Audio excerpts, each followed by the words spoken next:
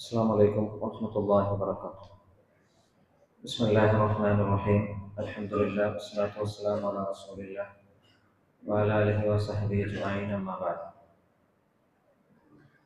റസൂൽ സല്ലല്ലാഹു അലൈഹി വസല്ലം മരണപ്പെടുന്ന സമയത്ത് പ്രവാചകന്റെ കയ്യിലുണ്ടായിരുന്നത് കേവലം 6 ദീനാർ മാത്രമാണ്.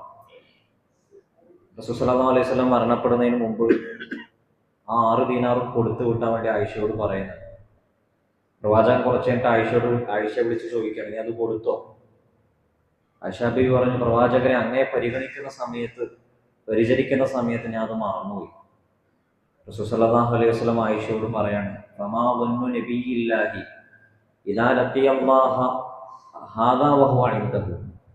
ഞാൻ ഈ 6 ദീനാറും കയ്യിൽ വെച്ചുകൊണ്ടാണ് ഞാൻ അള്ളാഹുവിനെ കാണുന്നതെങ്കിൽ എൻ്റെ അവസ്ഥ എന്തായിരിക്കും എന്ന് നീ ആലോചിച്ചിട്ടുണ്ടോ എന്ന് റസൂൽ സല്ലല്ലാഹു അലൈഹി വസല്ലം ആയിഷയോട് ചോദിക്കാം. ഇമാം അഹ്മദ് റിപ്പോർട്ട് ചെയ്യുന്ന ഹദീസാണ്. ഇബ്നുൽ ഖയ്യിം റഹിമഹുല്ലാഹ് പറയാണ്, നബിയുള്ള അള്ളാഹുവിൻ്റെ നബിയാണ്. ആ പ്രവാചകൻ ഇത് കരുതിയിട്ടുണ്ടെങ്കിൽ എല്ലാ സമയത്തിലും വൻപാപങ്ങൾ ചെയ്യുന്ന ആളുകളോട് ഹക്കടപാടുകളുള്ള മനുഷ്യരെ നിങ്ങൾ എന്താണ് കരുതുന്നത് എന്ന് അദ്ദേഹം ചോദിക്കുകയാണ്. ഫമാ വന്നുക്കും ബിറബ്ബിൽ ആലമീൻ. വിശുദ്ധ ഖുർആൻ ചോദിക്കാം, നിങ്ങൾ എന്താണ് അള്ളാഹുവിനെ കുറിച്ച് കരുതിയത്? നമ്മൾ ചെയ്യുന്നതൊക്കെ അങ്ങ് ചെയ്ത് അവസാനം അള്ളാഹു അതൊക്കെ അങ്ങ് കണ്ണടച്ചു തരും എന്ന് നിങ്ങൾ കരുതുകയാണോ? വിശുദ്ധ ഖുർആൻ മറ്റൊരിടത്ത് ചോദിക്കുന്നുണ്ട്, ലാലിക്കും വന്നുക്കുമുല്ലതീ വനൻതും. അത് നിങ്ങളുടെ തോന്നൽ മാത്രമാണ് എന്നാണ് ഖുർആൻ പറയുന്നത്.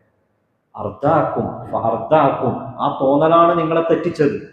ഫഅസ്ബഹ്തും മിനൽ ഖാസിരീൻ.